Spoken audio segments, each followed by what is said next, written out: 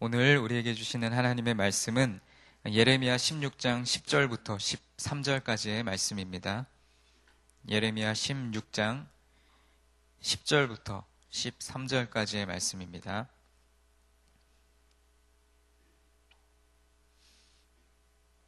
우리 10절부터 13절까지 다 함께 봉독하도록 하겠습니다. 내가 이 모든 말로 백성에게 말할 때에 그들이 내게 묻기를 여호와께서 우리에게 이 모든 큰 재앙을 선포하심은 어찌 됨이며 우리의 죄악은 무엇이며 우리가 우리 하나님 여호와께 범한 죄는 무엇이냐 하거든 너는 그들에게 대답하기를 여호와께서 말씀하시되 너희 조상들이 나를 버리고 다른 신들을 따라서 그들을 섬기며 그들에게 절하고 나를 버려 내 율법을 지키지 아니하였음이라. 너희가 너희 조상들보다 더욱 악을 행하였도다. 보라, 너희가 각기 악한 마음의 완악함을 따라 행하고 나에게 순종하지 아니하였으므로 내가 너희를 이 땅에서 쫓아내어 너희와 너희 조상들이 알지 못하던 땅에 이르게 할 것이라. 너희가 거기서 주야로 다른 신들을 섬기리니 이는 내가 너희에게 은혜를 베풀지 아니함이라 하셨다 하라. 아멘. 우리는 누군가나 할 것 없이 어렸을 적에 부모님이나 혹은 선생님으로부터 벌을 받아본 경험들이 여러분들에게 다 한 번씩은 있으실 것입니다. 그때마다 그 벌을 받을 수밖에 없는 것은 잘못을 했기 때문에 벌을 받는 것이고 그 벌을 피할 수는 없겠지만 그 벌의 강도를 조금이라도 낮출 수 있는 비법이 한 가지가 있죠. 그것은 바로 그 잘못을 빨리 깨닫고 그것을 바로 뉘우치고 용서를 구하는 것입니다. 무조건 잘못했다고 용서를 구하면 처음에는 50 정도의 혼을 내려고 했지만 그 혼을 내려고 했던 사람이 마음이 조금 사그라들죠. 그래서 50을 혼내려고 했지만 30 혹은 20 정도만 혼을 내게 됩니다. 그런데 이럴 때 꼭 화를 돋우는 아이들이 있습니다. 방귀 낀 놈이 성낸다는 속담처럼 도대체 내가 뭘 잘못했는데 내가 왜 혼나야 되는데 하고 대들고 반항을 하는 우리 아이들은 처음에 50만큼만 혼을 내려고 했지만 괘씸죄가 추가돼서 70 혹은 80까지도 더 큰 벌을 받게 됩니다. 그럼 그제서야 자신의 잘못을 깨닫고 뉘우치게 됩니다. 알았어, 내가 잘못했어, 용서해 주세요 라고 이야기를 하지만 그러면 벌이 줄어들까요? 아니죠. 오히려 부모님은 그걸 아는 녀석이 그래? 하면서 더 혼을 냅니다. 누구나 살면서 잘못을 하기 마련입니다. 그리고 누구나 죄를 지을 수밖에 없는 연약한 존재들입니다. 그러나 그 잘못이 죄라는 것을 깨닫는 사람은 지혜로운 사람이고 그것을 깨닫지 못하는 사람은 어리석은 사람이라고 할 수 있습니다. 실수로 죄를 지었더라도 곧바로 죄를 뉘우치는 사람에게는 그나마 작은 희망이 있습니다. 그러나 반대로 잘못을 인식하지도 못하면 벌을 탕감받을 기회조차 잃어버리는 것입니다. 잘못을 해놓고도 내가 도대체 뭘 잘못했기에 이러느냐고 억울해한다면 잘못을 한 것 때문에 1차적인 벌을 받고 그게 잘못인지 몰랐다는 것 때문에 또 추가적인 벌을 받게 되는 것입니다. 이스라엘 백성이 그러했습니다. 범죄하고도 그것을 깨닫지 못했습니다. 그래서 이렇게 예언자를 향하여 항변하고 억울하다고 말하고 있습니다. 오늘 우리가 함께 읽은 본문의 10절 말씀을 제가 다시 한번 읽겠습니다. 내가 이 모든 말로 백성에게 말할 때에 그들이 내게 묻기를 여호와께서 우리에게 이 모든 큰 재앙을 선포하심은 어찌 됨이며 우리의 죄악은 무엇이며 우리가 우리 하나님 여호와께 범한 죄는 무엇이냐 하거든 이라고 말씀하고 있습니다. 앞에서 언급했던 예와 같이 어린아이와도 같이 자신의 죄를 깨닫지 못했습니다. 이 백성들은 오히려 자기들이 하나님께 전혀 악한 행동을 한 적이 없었는데 왜 이처럼 자기들에게 그토록 심한 분노를 벌하느냐고 항의하려 든다는 암시의 말씀입니다. 하나님은 그들이 이미 다시 바로잡을 수 있는 차원을 넘어서 있었기 때문에 그들이 무슨 말을 할지 알려주심으로써 이제 그들에게 할 말이 없게 하시기로 작정하셨던 것입니다. 이 새벽에 주님께 예배드림으로 하루의 시작을 여는 여러분들은 죄를 깨닫는 지혜로운 사람이십니까? 아니면 죄에 둔감하여 오히려 내가 도대체 하나님 앞에 무슨 잘못을 했습니까? 라고 항변하는 어리석은 사람이십니까? 바라기는 우리 모두가 늘 죄에 민감하게 깨어 있어서 하루의 삶을 살아가며 내가 지은 죄가 무엇인지를 분별할 수 있는 지혜가 우리에게 있기를 간절히 소망합니다. 자신이 지은 죄를 깨닫는 것이 참으로 중요합니다. 알고 지은 죄는 물론이거니와 우리가 기도할 때에 하나님, 제가 알고 지은 죄는 물론이지만 모르고 지은 죄까지도 주님 용서하여 주시옵소서, 그렇게 하나님 앞에 용서를 구해야 할 줄로 믿습니다. 11절 말씀에서 하나님은 예레미야에게 죄를 깨닫지 못하는 이스라엘 백성들을 향하여 그들의 죄가 무엇인지 아주 정확하게 지적하며 말씀하십니다. 말씀을 읽겠습니다. 너는 그들에게 대답하기를 여호와께서 말씀하시되 너희 조상들이 나를 버리고 다른 신들을 따라서 그들을 섬기며 그들에게 절하고 나를 버려 내 율법을 지키지 아니하였음이라. 바로 이스라엘 백성들이 지은 죄는 하나님을 떠나 우상을 섬긴 것이었습니다. 그것은 구체적으로 말하면 율법, 곧 하나님의 말씀을 따라서 살지 않은 것입니다. 하나님보다 더 중히 여긴 것이 있었다는 것입니다. 모든 죄가 바로 여기에서부터 시작됩니다. 하나님의 말씀을 듣지 않는 것, 이것이 바로 죄의 출발점입니다. 말씀을 듣지 않는데 우리에게 어떻게 믿음이 생길 수 있겠습니까? 믿음은 들음에서 난다고 했는데 말씀을 듣지조차 않는 백성에게 어찌하여 믿음이 있을 수 있겠습니까? 그러나 믿음이 없으니 다시 불신앙으로밖에 살 수 없는 것입니다. 믿음으로 하지 않은 모든 것이 죄라고 할 수 있습니다. 그렇다면 여기 계신 여러분의 삶 속에 하나님보다 중하게 여기고 하나님의 말씀을 듣는 것을 방해하는 여러분의 우상은 무엇이 있습니까? 돈입니까? 아니면 명예입니까? 아니면 권력, 또 외모, 좋은 집, 좋은 옷, 좋은 차. 세상의 기준으로 볼 때에 많은 사람들이 흠모하는 그것이 여러분에게 하나님보다 더 우상이 되어 있지는 않은지 우리의 삶을 돌아보았으면 좋겠습니다. 성경은 우리에게 말합니다. 욕심이 잉태하여 죄를 낳는다고 말씀합니다. 그리고 돈을 사랑함이 일만 악의 뿌리라고 말씀합니다. 우리의 삶 속에서 하나님보다 더 중히 여기고 더 사랑하는 이것들을 절제할 수 있는 믿음의 행위가 우리에게 있어야 할 줄로 믿습니다. 하나님은 이미 출애굽 당시부터 조상들의 죄악을 그들 후손에게 내리실 것이라고 선언하신 바 있습니다. 그러나 그들이 선하고 바르게 살았는데도 불구하고 단지 조상들의 죄악으로 인해서 심판을 받는 것은 아닙니다.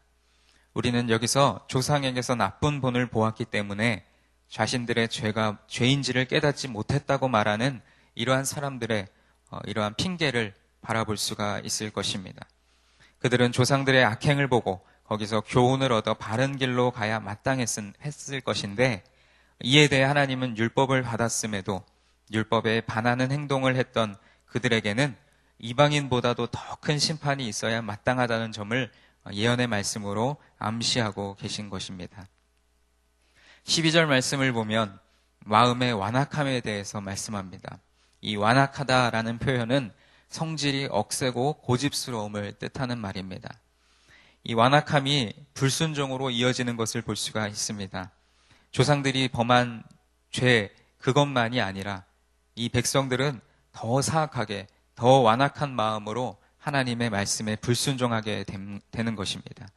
그들이 조상들의 본을 따르지 않았다면 조상들의 죄악이 자신들에게 영향을 끼치지 않았을 수도 있었을 것입니다. 그러나 그들은 조상들의 전처를 답습하였을 뿐만 아니라 그들보다 훨씬 더 큰 죄악을 저질러 왔습니다.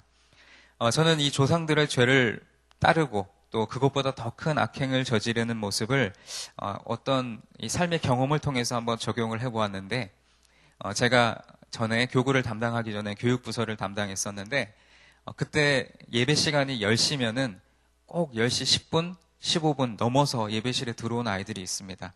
그 아이들에게 조심스럽게 묻습니다. 누구누구야, 너 오늘 왜 예배에 늦었어? 뭐 때문에 오늘 예배 늦었을까? 이렇게 물어보면은 그 아이들이 10명 중에 8명, 9명 뭐라고 얘기하냐면 엄마 아빠가 늦게 준비해서 늦었어요. 저는 일찍 일어났는데 엄마 아빠가 늦어서 저도 늦었어요. 이렇게 얘기해요. 실제로 보면은 그 아이들이, 그 부모님들이, 그 아이들의 부모님들이 예배에 늦게 오는 그런 습관들이 있었던 것입니다. 그 아이들이 그 부모님을 보면서 예배는 조금 늦게 들어가도 되는구나. 준비 찬양할 때는 잠깐 늦게 가도 되는구나. 이런 것들을 아이들이 가르쳐 주지 않아도 부모님들의 그 신앙의 모습을 보면서 배운다는 것입니다.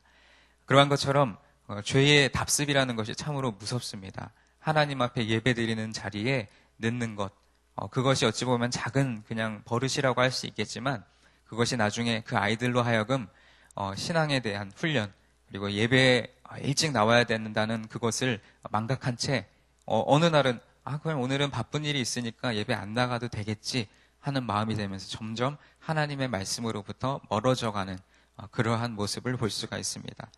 그러하듯이 오늘 12절 말씀에 이 백성들은 조상들의 본을 따르지 않았어야 했는데 본을 따를 뿐만 아니라 그 조상들보다 더 완악한 마음으로 하나님 말씀에 불순종하였기 때문에 이제 이들은 하나님의 벌을 받게 되는 것입니다.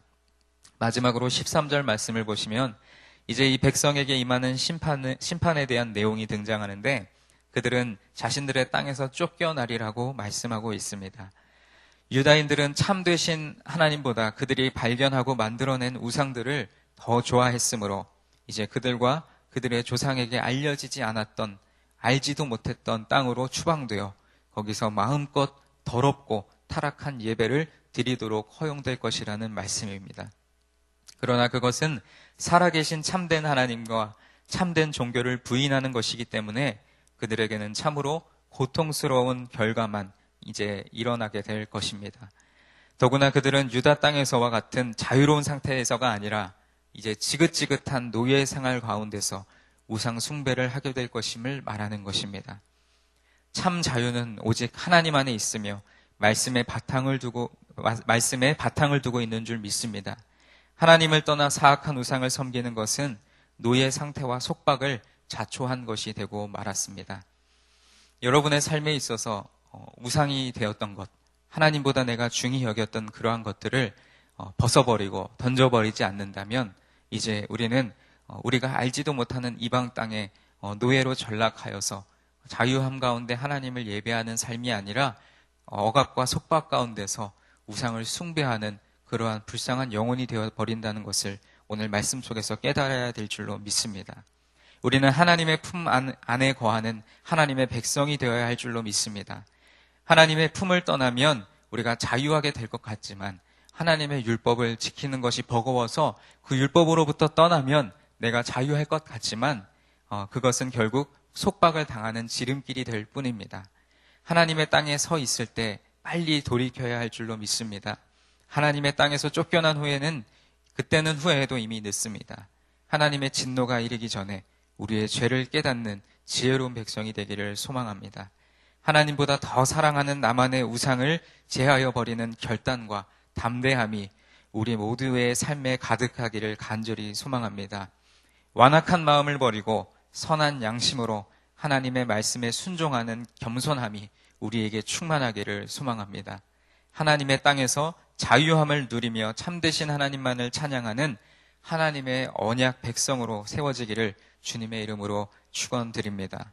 오늘 하루 우리에게 주어진 삶 속에서 하나님 앞에 지은 죄를 철저하게 깨닫고 회개하며 하나님보다 더 사랑한 것들을 우리의 삶 속에서 버려버리고 선한 마음으로 주님의 말씀에 순종하는 우리 모두가 되기를 간절히 소망합니다. 기도하겠습니다. 은혜로우신 주님, 오늘도 우리에게 예레미야 16장의 말씀으로 이스라엘 백성들에게 임했던 예언의 말씀 그리고 심판의 말씀이 왜 일어날 수밖에 없었는지 우리가 하나님의 말씀을 통하여 깨닫게 하시니 감사합니다. 하나님, 우리는 죄를 지을 수밖에 없는 연약한 존재들이지만 우리가 하나님 앞에 범죄하였을 때에 그것이 죄인 줄을 분명히 깨달아 알고 얼른 돌이킬 수 있는 그러한 담대함이 우리에게 있기를 간절히 소망합니다. 하나님, 조상들의 죄를 답습하고 그것보다 더 완악한 마음으로 죄를 짓는 그러한 죄를 범하지 않도록 우리를 붙들어 주시옵시고 우리의 삶 속에서 하나님의 말씀에 거하여서 우리가 알지도 못하는 이방 땅에 떨어져 버리는 그러한 우를 범하지 않게 하시고 하나님의 땅에 거하며 하나님의 말씀 안에 거하여서 우리를 이끄시고 우리를 돌보시는 하나님의 품에서 자유함을 누리게 하여 주시옵소서. 오늘도 하나님께서 우리에게 허락하신 하루의 삶을 살아감에 있어서 우리가 죄로부터 자유하게 하여 주시고 또 죄를 범할지라도 그곳으로부터 빨리 돌이킬 수 있는 지혜도 허락하여 주시고 또 우리가 하나님의 말씀 안에 거하며 우리가 하나님보다 중히 여겼던 우리의 우상들을 제하여 버릴 수 있는 지혜를 우리에게 허락하여 주시옵소서. 오늘도 하나님 주신 말씀을 붙들고 우리에게 주신 여러 가지 기도의 제목을 놓고 하나님 앞에 간절히 기도할 때에 이 기도가 우리의 뜻과 우리의 계획이 아닌 하나님의 섭리대로 하나님의 뜻 가운데 이루어지게 하여 주시옵소서. 오늘의 하루의 삶을 주님께 의탁드리며 예수님의 이름으로 기도하옵나이다. 아멘. 오늘 공동기도문은 봉사에 대한 기도입니다. 함께 교독하며 기도하도록 하겠습니다. 우리에게 서로 사랑하는 마음을 더욱 부어 주옵소서. 교회 안의 작은 교회들을 넉넉하게 축복하옵소서.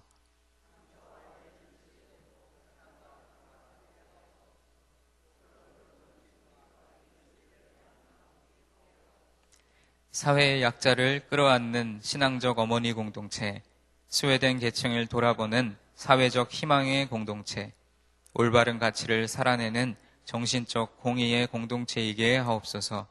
우리 교회가 여기 있어 지역 사회와 시대가 복되게 하옵소서. 아멘. 주기도문 하시겠습니다. 하늘에 계신 우리 아버지, 아버지의 이름을 거룩하게 하시며 아버지의 나라가 오게 하시며 아버지의 뜻이 하늘에서와 같이 땅에서도 이루어지게 하소서.